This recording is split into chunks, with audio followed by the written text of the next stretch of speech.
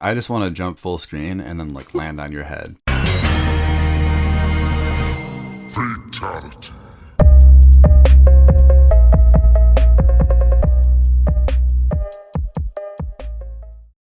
Hello and welcome to round 34 of Wake Up 3. We are your hosts, Molly And Cam, and we are a fighting game podcast from a couple who loves fighting games. So welcome. If this is your first time joining us, we like to start things off with something fun, and that is a mix-up. So I have prepared a mix-up of the stat variety for Cam this week, and we just came out of a weekend at Frosty. Well, we weren't there, but there was just a major offline tournament, Frosty Faustings in Chicago, and there were a lot of games played, but are you ready for some good-ass Tekken? Yeah, I think I am. So Tekken 8 also, as you know, recently, I'm sure you're aware, recently launched, and this is its first major offline event. And I feel like this is a really interesting thing to get into because it's brand new. Who do you choose? Who do you compete with right out of the gate? So I have the top 16 character choices for you to guess. But before we get into that, I just want to talk about the event. So this is the 16th Frosties that has occurred. And there were over 3,000 participants in total for competition.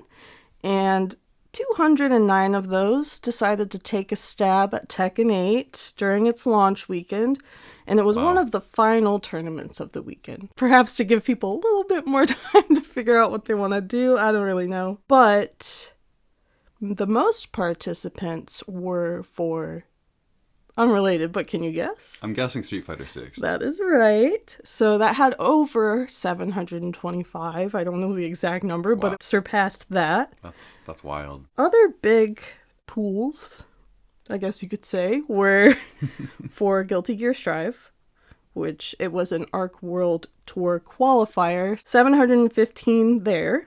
Wow. Another big one. That's huge, yeah. Yeah, another big one was Grand Blue Fantasy versus Rising. That's relatively new. That had 640. It was also an Arc World Tour qualifier. Wow. And another just released title, Uni 2. I don't know much about this game. Yeah, I don't know this one. I'm unfamiliar with this. Yeah. It had over 520 participants, so I feel like that's pretty cool. That's pretty crazy. That's notable, for Yeah. sure. And then I also wanted to note, since this did occur in Chicago and NetherRealm Studios is Chicago-based, our beloved Mortal Kombat sadly only managed to surpass 100 entrants. It's not a stop for the tour or anything like that, Right. So it's not like a do-or-die competition for MK1, but I have to note that also surpassing 100 entrants was Tekken 7. So, Wow, that's still being played too. yeah, it's just a little sad for MK1. But with all that said, it's time to guess the Tekken 8 top 16 characters chosen. So, what are your guesses? Oh my. Well, obviously I have nothing to base this on aside from my own experience at ranked. I'm gonna guess Jin. Is there a Jin? There is not Oh my a God. Jin. No. How? No Jin. Is there a There's Kazuya. I'm going Kazuya. There is one Kazuya. Okay. Managed to just sneak in there. Okay. Jack 8. There was Jack 8. There were actually 2 Jack 8s. Okay.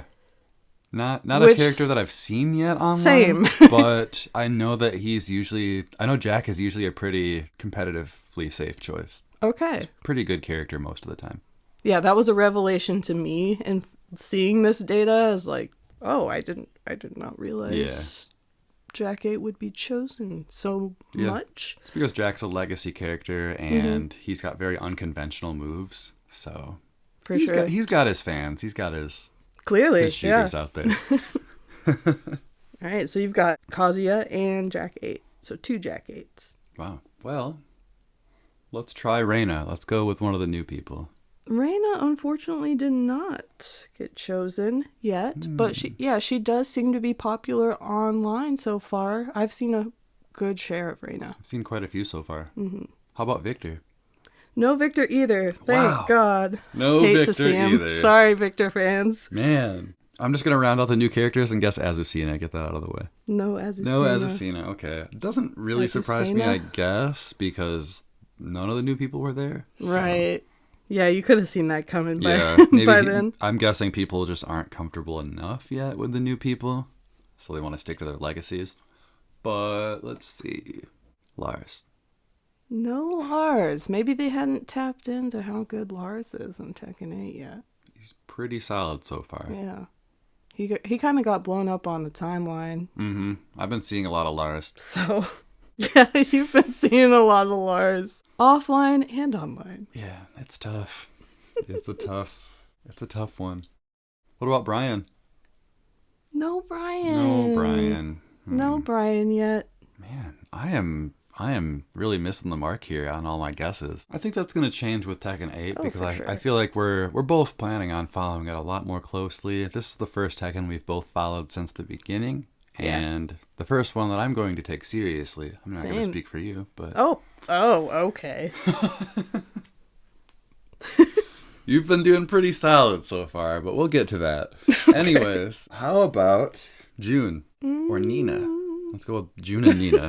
Okay. I got a lot of guesses to cover, so. June did not, but she was just outside of the top 16. So she almost there. Just didn't quite make it. Nina, however, is there. Just one Nina. Okay. Asuka? No Asuka. I feel like I'm just covering the bloodline right now. Okay, I see. No Shaheen, right? There was a Shaheen. Oh my God. There was a Shaheen. I am terrible at guessing for Tekken. There was one Shaheen. Okay. I should note that outside of Jack 8, there's only one other character that was chosen multiple times, so you've yet to hit that jackpot. Okay. I feel like I have a lot of strikeouts so far. A lot, but that's okay. It's a big roster. Big starting roster. It is. There's 32 people on it, which is a lot more than most new fighters. Mm-hmm. King. Are you cheating? No, I'm looking at the roster now. Okay. I'm having a hard time. I'm not cheating. Yes. King was in there one time, and he was the winner. Sokobi won with King. Cool. It's interesting. I tried King out like once, and I just wasn't really feeling it. But that's because I'm an Armor King fan, and I can't do it. I know. Well, I thought it was pretty cool that King won the first major. It is cool. So. I like the character, but I can't play him, you know? Yeah. How about Paul? No, Paul's a heavy hitter. What? No one wanted to use Paul. That's a bummer. How about Leroy? No Leroy. Raven? No Raven. Leia? One Leia. Okay. How about Steve Fox? No Steve. Okay. Jeez. I'm guessing all the ones that weren't there. Were there any bears? No bears. Unfortunately, not yet. Okay. Dragunov. Yes. Fang. There was one Dragunov. Was there a Fang? There was. Someone that chose Jack 8 used Fang as a secondary, so... Okay. They weren't too loyal, but that's okay. Yeah, that's all right. It's just the beginning. Yeah. How about Lee? No. Oh my. No, there was not a Lee. I feel like I've struck out so much that I've guessed most of the wrong people already. Mm-hmm. Hwoarang? Yes. Lily? No. Oh my God. Yeah, I just want to know the rest. Okay. So King was number 1, obviously, and then Zafina managed to make number 2. That's weird because I've only been hearing that she's very bad, and I've done very poorly with her when I've tried her. Yeah, she is very bad compared to her previous iteration, and you guessed Asuka earlier, and she's also very bad right now. Is she? I hadn't heard about that. I don't think I've seen any Asukas yet. That's why. There's also Yoshimitsu, Lin Xiaoyu, and then the big jackpot, this character was chosen 3 times in the top 16, Devil Jin. Wow, okay. So you were close with Jin. Nobody wants to pick Jin, though. He's a little boring. They need that extra flair with Devil Jin. They want the laugh. They want that edginess. Yep. So Devil Jin, and that completes everybody. There's one interesting thing about, I guess, I don't know if it's this tournament in particular or what, but the stats are kind of not complete depending on what matches it was. So there is one person in the top 16 where I could not find out for the life of me who they played. That's weird. The player's name is Boss, and I tried, like BAS, and I tried so hard to find out who he played, but all I could find out was a previous Frosties from like 4 years ago, and it was a match where he beat Bam Bam Guitar. So, oh well, cool. Congrats on that old win. But I'm sorry. That's very strange that one was like unrecorded. I Yeah, guess. yeah. There were a few like that. Otherwise, I would have maybe done top 32, but there were a lot of holes, so That's crazy. I narrowed it to the top 16. Fair enough. I feel like that's something I would do if I worked like a event. I would want there to be fleshed out stats, but anyways. Yeah, you'd be a stat person. Yeah. So what do you think? Devil Jin and Jack 8. A lot of love for these two so far. Doesn't mean anything for further tournaments. Probably not, but we'll see. Yeah, we'll see. I'm guessing that Jack 8 will still remain fairly solid, because I feel like the people that play Jack 8 play Jack. You know what I mean? Yeah. No matter what. So yeah, I think we'll keep seeing him. Devil Jin, I don't know. Kind of hope not. I had my moment in Tekken 7 with Devil Jin, and it's over. It's gone. It's never coming back. So, and I'm perfectly fine with that. Well, mix-up complete. You suffered a bit, but that's just what happens when a brand new game comes out and you don't quite know the ropes yet. Yeah, I did suffer a bit, but I feel like that's how my Tekken 8 journey has gone so far, TBH. Yeah, I guess that can just transition right into our week in fighting games, which is, you guessed it, a lot of Tekken 8. But before we get into the whole episode, let's talk about the fighting game we played that wasn't Tekken 8, which was a recommendation of our guest last week, Go Billy. He was shocked to find that we had never played a Darkstalkers game before. Yeah, Go Billy actually gifted us a copy of the Capcom Fighting Collection from 2 years ago that came out. It's got 10 games on it. 5 of them are Darkstalkers games, and we were able to remedy that fact that we had never played Darkstalkers. So we played quite a bit of it. We were trying each one of the games. They've got slightly different rosters depending on if you're playing, the Japanese release. Some of them are Japanese only. Mm-hmm. Thought it was pretty cool, though. It's not like you have a difficult time playing it. You just launch right into the roster. Right. But yeah, they were fun games. They were wild. Yeah, I think it makes sense that he was shocked we hadn't played this game at all, because I don't know how we went so long without touching that one. Anybody that knows us or has spent any amount of time listening probably knows that I'm always into like the freaks on the roster, and I feel like every character in Darkstalkers would be the weirdest character on any other roster. And I kind of love that. I don't know how I missed that for so long. A whole roster of freaks. Mm-hmm. I'm into it. Mm-hmm. Yeah, I don't know how much we've said it on the podcast, but we're constantly like, give us more freaks. Where's our roster of freaks? And then it's like, oh, well, why haven't you played Darkstalkers? It's literally, that's the theme. It's all freaks. So there's a lot of fun characters to be played, and we had a lot of fun so far. We haven't played it too much because of Tekken, but the bit that we did play so far,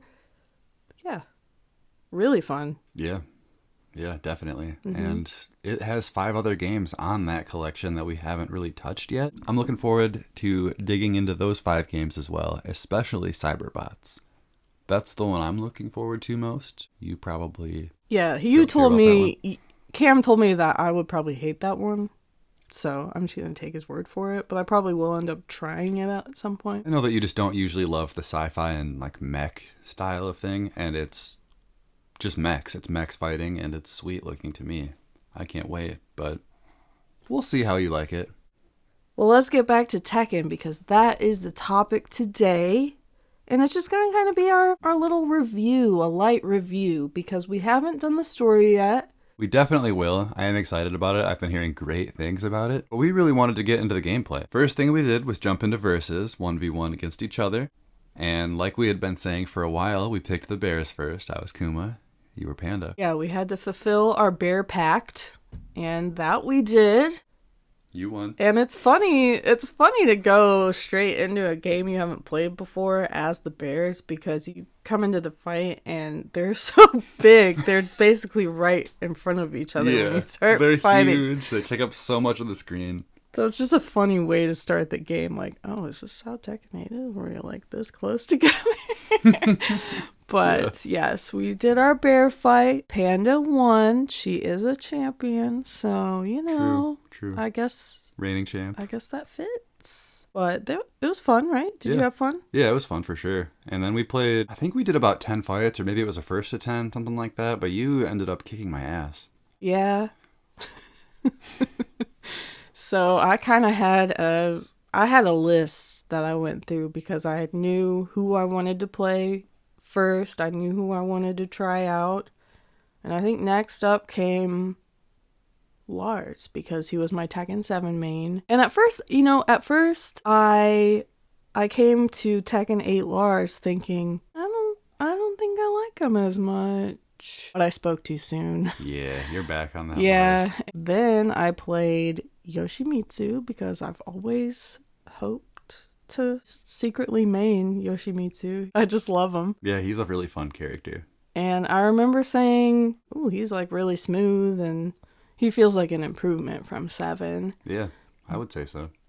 But I do miss all his little sounds. And that was another grievance with Lars, is I missed all of his crazy wretch sounds. Yeah, all of his, yeah.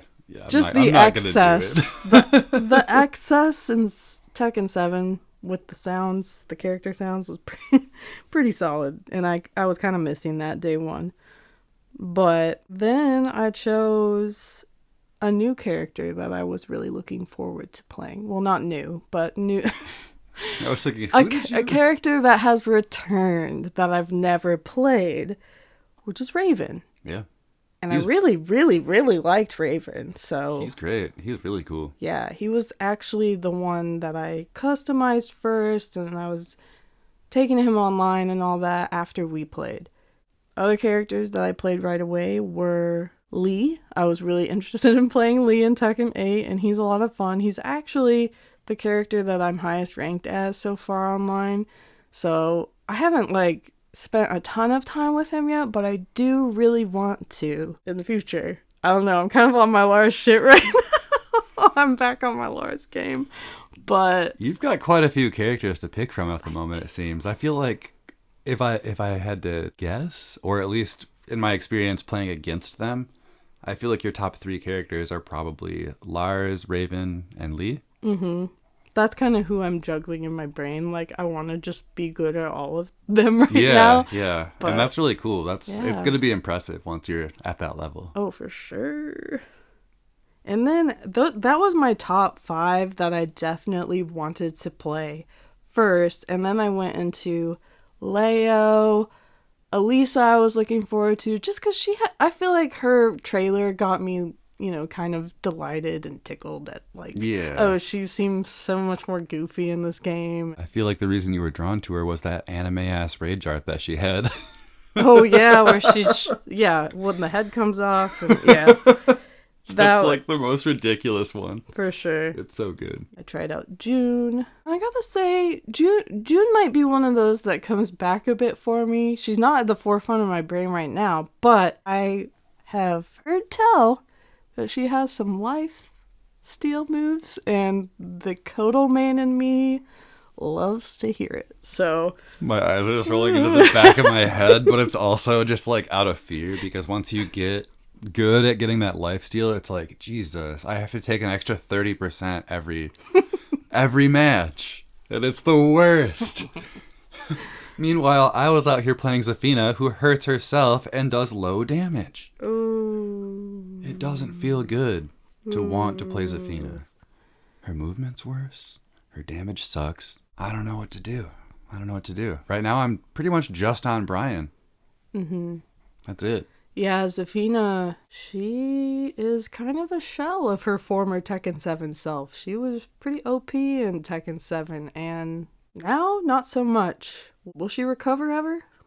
We'll see. I don't know. We'll see. It's kind of hard to say when you get a nerf from a beta. Man, I know, right? Ugh, it's just not a good look for the future of her as a character. I'm hopeful. Yeah, you gotta hold out hope. I like the character, so hopefully we will see a little bit of an improvement there. Yeah, as of right now, I feel like I'm kind of just on Brian. I do like Dragunov a little bit. I like Azucena. I'll probably put more time into her, but I really haven't put any time into anyone but Brian since I kind of just decided, like, okay, this dude's going to be my main. And honestly, I should have seen this coming, that he was going to be my main, because as the trailers were dropping once a month a while back when we weren't getting them weekly, I think this was over the summer. It was supposed to drop at EVO, but it was That's right, it was leaked early. Yeah. But that was the trailer that probably got me most hyped out of all of them, and I'm having a lot of fun with them. Mm-hmm. So it's working out. Yeah, Brian's trailer was actually there in our very first recording, so our introduction, throwing it back there. Is there any particular reason you feel that you kind of landed on him as someone you're going to focus on?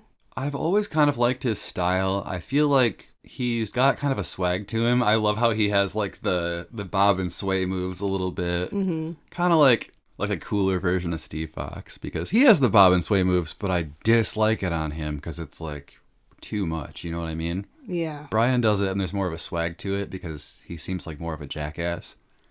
And yeah, I don't know. I feel like he's got a lot of those like fuck you style hits. I don't know. It just feels good. It just feels good. I don't know exactly what it is, but it's satisfying to just land those big hits as Brian. And then he's also got some great combos. Right. I feel like anybody that shows up to the fight dragging in a steel beam and chucking it at the camera, yeah, I mean, that's... Yeah, so I think makes sense.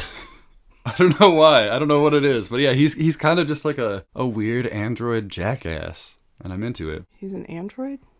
Well, he seems all human. He's like replaced with like a bunch of cyber parts and shit. Like he has like a bunch of like... They don't really make that obvious. Not in this one, but okay. in Tekken 7, he did have like the destroyed arm and then one destroyed leg. So you could see wiring and stuff underneath it. I guess I never really noticed that. Oh, well, yeah. Well, you remember how he has like a blue skin one in that game in 7, and it has like a core sticking out of his chest or something? You don't remember any of this? That's because Brian's not your guy. No, he's not. Brian's not your guy. And probably any time we played, you were a custom version that didn't look like that. So yeah, I didn't ever go for the android style look. Right. But yeah, he's been rebuilt, and he's just a bloodthirsty war machine, pretty much. He lives for the fight. He lives to just like brutalize people. That's why he gets on your opponent when he wins on his victory screen. He just sits on them and just punches the shit out of their face. Yeah, something about him. I like him. Yeah, I like that too. I have not tried. I don't think I've played him. Well, maybe I did play him once. I've played a lot of the roster so far. I think you've tried more people than me. Yeah. I've played Dragunov, which we gotta mention, he's really good in this game. He's a character we both vibe with. We both kind of have like a foundation of Dragunov appreciation from Tekken 7. I always thought he was really fun in that. Yeah. And he's no exception to just being really good in this game. So, and he's still got all of his cool personality. He's a lot of fun. He's relatively silent. I mean, he makes the noises like the when he's walking in, that sort of thing. It's a different voice actor than Tekken 7, because the person that has voiced Dragunov up until now actually passed away between 7 and 8. So Tekken 7 was his last performance as Dragunov, unfortunately. Up until Tekken 8, Dragunov was always voiced by Kenichi Morozumi, and unfortunately he passed away in 2022. Rest in peace. I do think the new voice actor does a very good job, and that's got to be a pretty difficult thing to take over. You know what I mean? Right. A sad loss, but I would say that the new voice of Dragunov handles I honestly didn't know. So he does a good job with Yeah. the role. I mean, big shoes to fill with a character that has Absolutely. like, I mean, he's kind of iconic in the way he sounds. Right. I did try King as well, and I have to agree I'm more of a Armor King lover, so it doesn't quite just hit right with me, but I have mentioned I do love the grapple style, so being able to do a bunch of throws and, takedowns and all that is fun, but it just doesn't hit the same as playing Armor King. I don't know. I just love Armor King's extra swag that he has. And yeah, agreed. I just like his moveset better. He's got more of those aggressive power hits instead of like being a pure grappler. Right. Not that King, King still has his little punches and small combos and stuff, but he's all about that like rolling death cradle and all kinds of crazy like grab into grab, all the chain throws that he's got. And with Armor King, I just want to jump full screen and then like land on your head. You know what I mean? Right. Or do a boot drop. Yes. Are there any other characters that kind of stick out to you in terms of their voice work in Tekken 8? I bring this up because I'm really into Brian Fury's maniacal laughter that he does. I think that's also something that draws me to the character because he'll be throwing like mad punches and he's just like laughing really loudly to himself or to whoever else, I guess. Maniacal is the perfect term for Brian Fury's laughter because it's just kind of psychotic. It's definitely a laugh of its own unique variety. Yeah. This isn't a character that either one of us care for anymore, but I do think it's funny that the final character trailer was Devil Jin. Okay. And there was a lot of laughter going on in that. Yeah, I think his laughs are really funny. He has that maniacal laughter, but it almost seems more... I mean, it seems more demonic. And I guess that makes sense because he's got that devil thing going on. Oh, yeah. I know you had mentioned there were a couple of characters that you were missing certain like little grunts and stuff, like Lars. He doesn't really do the signature Lars grunts that he used to do in 7 and prior. They kind of toned Lars's fight sounds down to kind of just one wretch. So, and Lee is kind of the same way. They took some of his little shrieks away. He's got a few. He still has some, and they're there. And then Yoshimitsu, I also miss I feel like his sounds in Tekken 7 were so endearing to me, and he kind of just sounds more badass in this game. Yeah, instead of goofy. It's less, I miss his dying sound. Yeah. If you know, you know. I miss his chant when he would have like the back turn sword raise. I always loved that because it was the goofiest thing. Yeah. And that gained some health back. So you'd be like, I remember there were times where you would just be like, what are you doing? And I'm just standing there full screen just gaining health. Yeah. So I guess there are a few on the roster that I miss. I kind of miss their extreme Tekken 7 sounds, but I guess I'm getting over that a bit because it's just so fun to play. Yeah, it's just an evolution a little bit. I think they wanted this one to have maybe a broader appeal, and they don't want the general audience to be turned off by Lars. I'm the one exception. You're the one that wants to hear Lars about to throw up every time he doesn't move. Yeah, they're like, we can't make him this good if we're gonna still make him wretch all the time. No one's gonna play him if he sounds like he's gonna barf. Yeah, we just can't have both, so. Back in Tekken 7, fighting just made him sick to his stomach. He hates violence. So every time he had to throw a punch or a dive kick or anything like that, he would just throw up in his mouth a little bit. I feel like we're dragging this subject out a little too much. Sorry for that, but he's over it in Tekken 8. He's all about the violence. So yeah. Well, speaking of, while we're still on the topic, I just have to throw it out there. When you start playing Tekken 8, you give yourself a player name, which a lot of people will just, put what they're known by. But I decided to go by the name of Lars Wretch.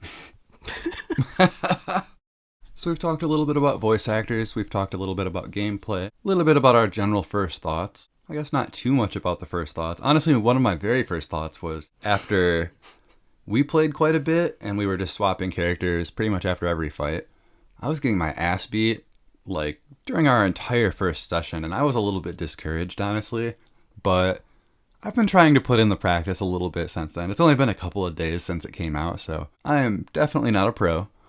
but I'm feeling more confident, and yeah, I feel a little bit better now. But my very first impression was, wow, I am trash at Tekken. Yeah, I think we went 1 and 10. Yeah, it was not great. We mentioned how we had done the player versus player and regular offline versus. We've both done a little bit of ranked mode, which seems, I mean, I would say that it's better than the Tekken 7 online experience. Absolutely.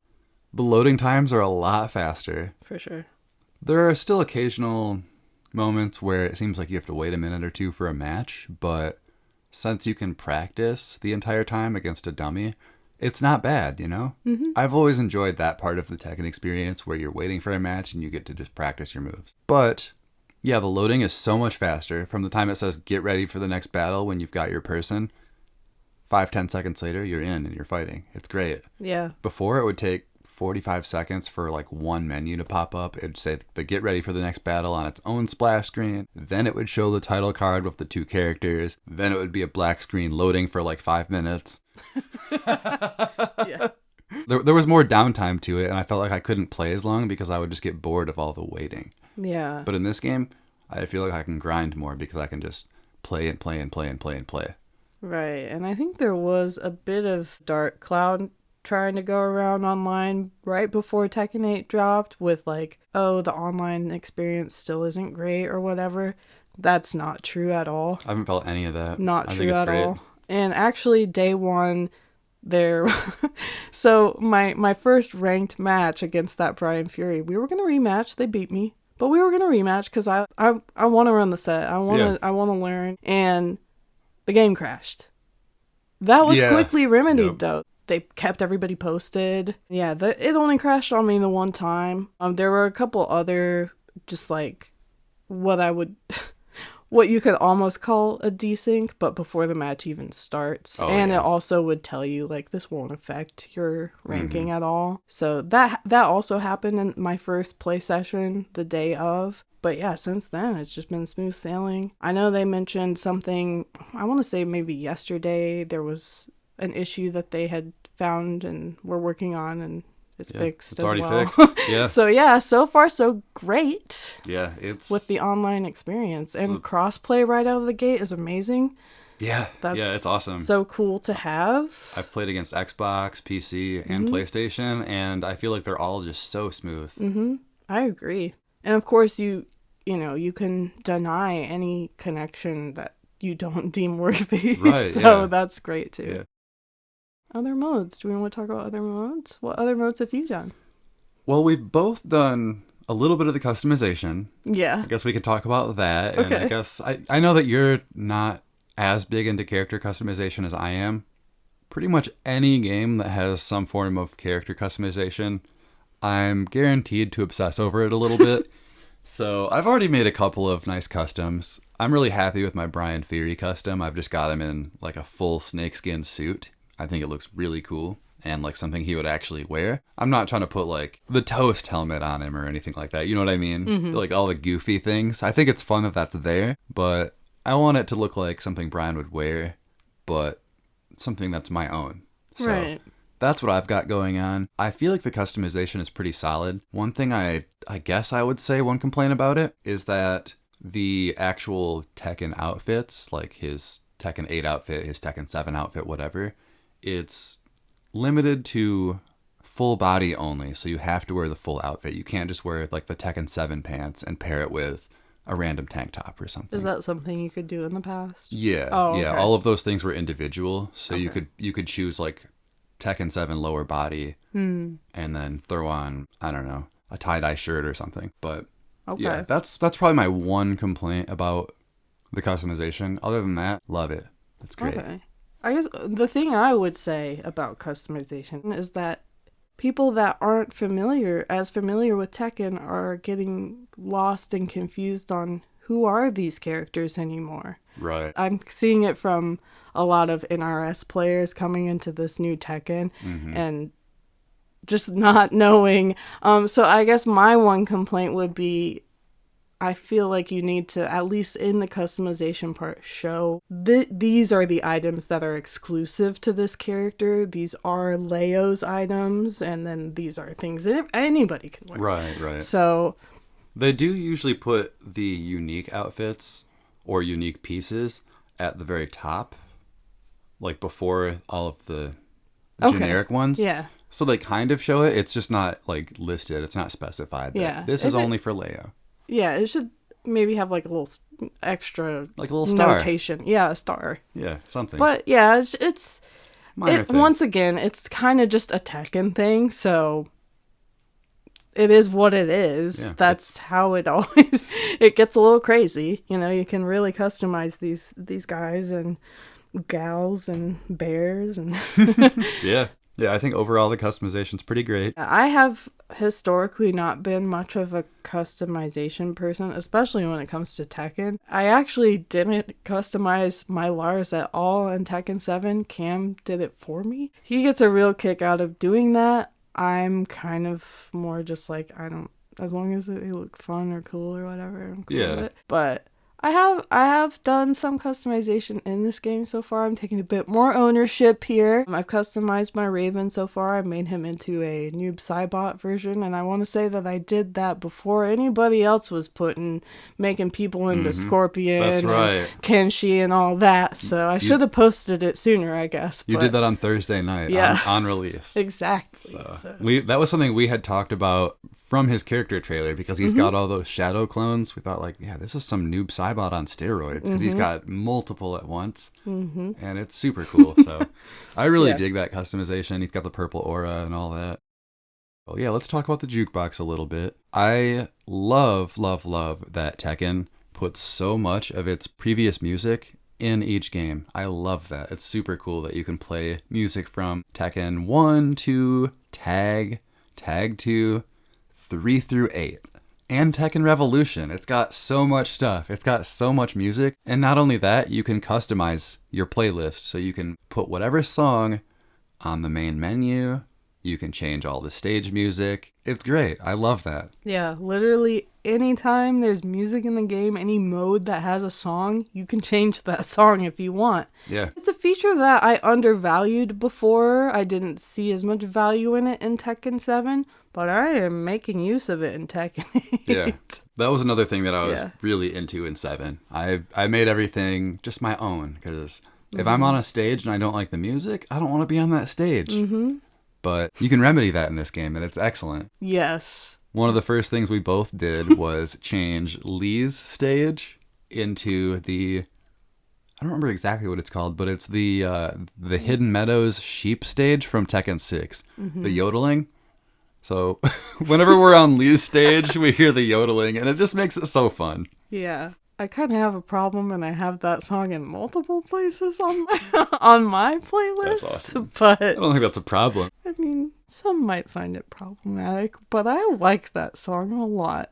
And if it makes the experience more enjoyable for you, why not? So be it, yeah. It's all about fun. Yeah. And I feel like so far, Tekken 8 has been a ton of fun. Speaking of the music, though, I do have to say about Tekken 8's music, it has the best. You know, before you go into the game, I think when you're sitting on the theme.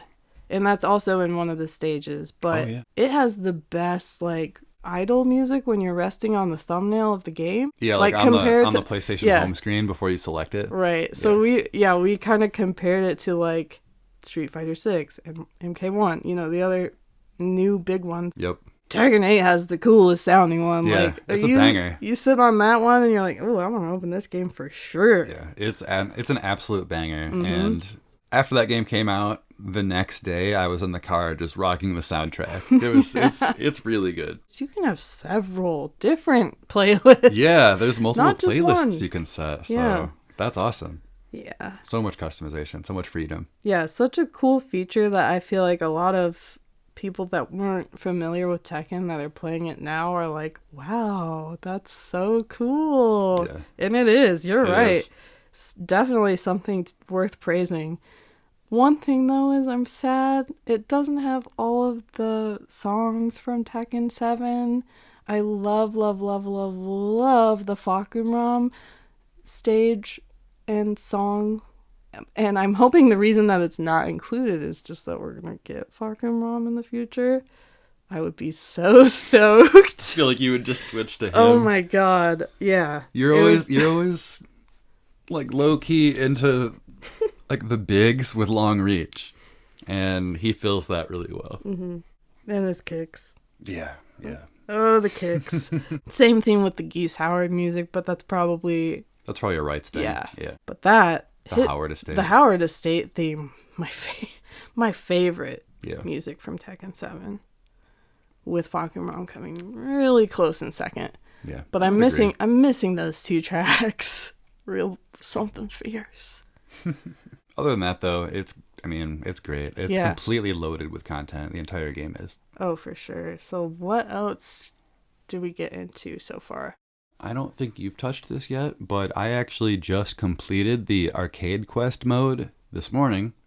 It doesn't take too long. It only takes a couple hours total. I did it over the course of like 3 days. It is an offline mode, and I don't want to spend too much time playing against AI because I feel like that can enforce some bad habits in your gameplay. They obviously don't react the way that a normal human would, so yeah. With that being said, I did play through the entire arcade quest, and I thought it was a really good tutorial for all of the new system mechanics. It was really helpful, and not only that, during the fight, your little like mentor, it's another avatar character that kind of just like takes you along the story. He will tell you certain moves for whatever character you've chosen. So I played through the whole arcade quest as Brian Fury.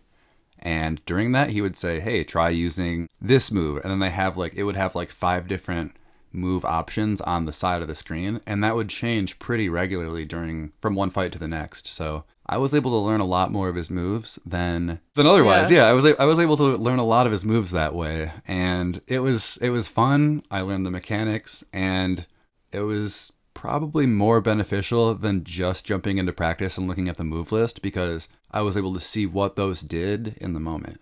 Yeah. Against a moving character, at least. Not a real person, but I was able to at least see what they did. So yeah, I think it's a pretty beneficial mode for learning the game. And yeah, I feel like the tutorials in Tekken 8 are very good. They're excellent. So yeah, I would recommend playing that mode for sure, even if you don't usually like offline content.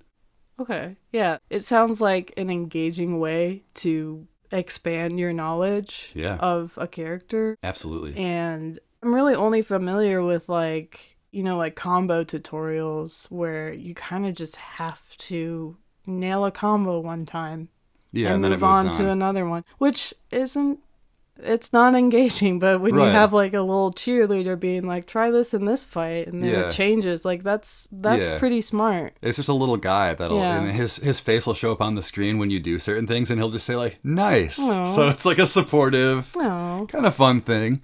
But yeah, I like that he'll basically just say like, it's like recommended moves, like try these 5 things, and you don't have to. You can do whatever you want. Mm-hmm. There were matches where I would be playing AI and I would just do Snake Edge over and over and over and over his his sweep move. Yeah. Because I'm just trying to beat the AI and move on and learn the rest of the mechanics. But yeah, I like that it shows you try this, try this, try this, and I would, and I feel like that has made me a better player already. Nice. So yeah, I'm looking forward to furthering my Brian experience. And if I ever decide I'm going to take another character seriously and play them, I might actually go through that mode again with them, because it does teach you kind of what they're capable of. Nice.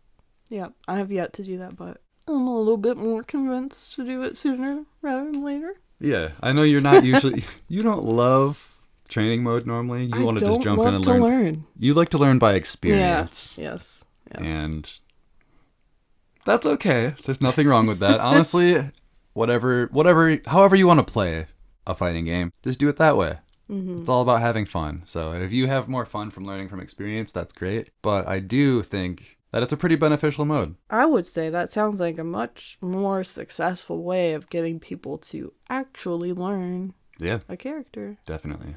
Rather than throwing them into combo tutorials. And you can do the whole thing in a couple hours, so if you're looking to pick up a new character and see what they can do, I feel like I wouldn't really mind just playing through it again. Unlike when I pick up, say, Invasions in Mortal Kombat, it's like the most dull, boring experience, and I've literally fallen asleep on the couch while playing Invasions multiple times. Yeah. So that's something that I really don't want to touch anymore. Yeah, the thing I have to say about Invasions is I did the most in the very first season, and I still didn't even complete it.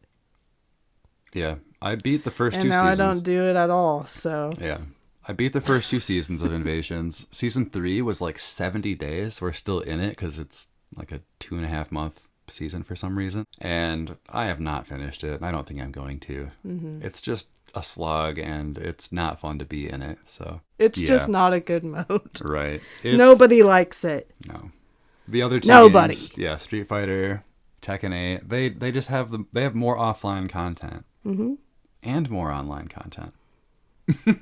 Now it just sounds like we're shitting on the game, and I feel like we don't need to add to that discussion because there's enough of that going on right now.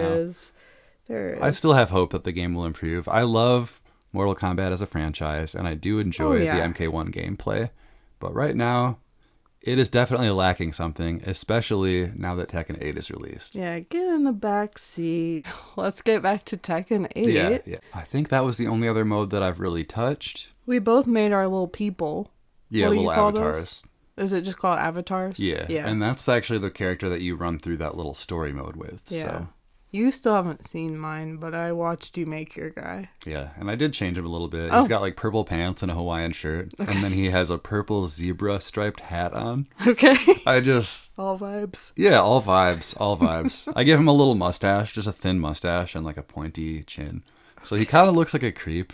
I don't know why I do this. I don't know why I'm like this. That's just one of your themes across character customization. I often make custom characters look like weird little creeps. Yeah. Yeah, let's also here mention that the first character you customized was your creep Dragunov. Yeah, literally. Like, day one, I went into customization, picked Dragunov, gave him kind of just a plaid two-tone shirt. What pants did I give him? I think it was just like generic pants and boots, and then I gave him slicked back, dirty-looking hair and a thick mustache, and he just looks like a big creep. Yeah, he's basically, just envision Dragunov, but if he was a redneck creep. Yeah, that's exactly right. Yep. That's it. That should tell you everything you need to know, and if you still can't picture it, go to Cam's Twitter, he posted it. Well, we've yet to do the story, we've yet to play Tekken Ball, but that is something I'm really looking forward to doing because you can play it together. Yeah, and I've heard it's super fun. I've actually seen a couple of people say that when they get stressed out from ranked, they'll play a couple rounds of Tekken Ball and then they'll jump back into ranked, and I think that's great. I love that. Nice. Yeah. So yes, overall, we're having such a great time with Tekken 8 so far. I think that's pretty much all we've got for Tekken 8 so far. Yeah. Oh, I want to just share a little story because I think it's fun. All right. I was talking to my boss at work about Tekken 8, and he was talking about how much he enjoyed it this weekend, and he mentioned that his 3-year-old had been playing with the simple controls and just having a blast with it, just mashing away at the 4 buttons without having to worry about doing actual combos, and I think that's super fun and cute. Yeah, I love that. A 3-year-old. I thought that was a really, really cool, just like heartwarming thing. He's like, yeah, he told me I've been playing King because I like wrestling, and my 3-year-old plays all the girls, and she just mashes the buttons and has a blast. I love to hear it. It's so cool. Start 'em young. That's the upbringing I wish I had. Yeah, right. A parent that just planted me in a fighting game and let me lose. Said have fun. Yeah. But yeah. I just thought that was super cool, and it's a testament to just how good Tekken 8 is. A 3-year-old can enjoy it and have a great time. Yeah. And, so can anyone else. Yeah. It's a game that anyone of any skill level can play and have fun with. Right. I think that's really, really cool. Yeah. And I think a lot of people do get intimidated with Tekken, especially if you're new, because it is a lot. So to have it have some kind of an accessibility there to a wider audience is great. Yeah, it's awesome. It's going to bring in some new people. It clearly already has. Right. Tekken 8 is doing extremely well. It is. And I'm constantly seeing so many people say, oh, well, I caved and I got it. I wasn't thinking I was going to get it, but I got it and I'm having fun. And it's great. It's a curve. It is. It's a hard game. And it's a big, tall curve. Even if you've played other 3D fighters, Tekken is different. Mm-hmm. Tekken is Tekken. We didn't even talk about the new mechanics of Tekken 8 with heat mode and all that, but maybe we'll get more in depth with that later because we've talked kind of more than we expected. We live for a little light review here, but end of story, we are loving it. Yeah, it's great. Playing it a lot. Excellent. And we hope you are too. Thank you for joining us on another episode of Wake Up 3. You can follow along on Twitter at Wakeup3FGC or on YouTube and Spotify at Wakeup3. I'm your host Cam, and you can find me at Big Ruck Online on all social media. And I'm your host Molly, and you can find me on Twitter at Concut, that's KAHNKUT, or on PlayStation, that's Jan Michaels. This is Wake Up 3 signing off. Bye. Sue. Somebody. Yeah, you know what I mean? Yeah. I don't know what he says. I don't know either. I always loved that because it was the goofiest thing. Yeah.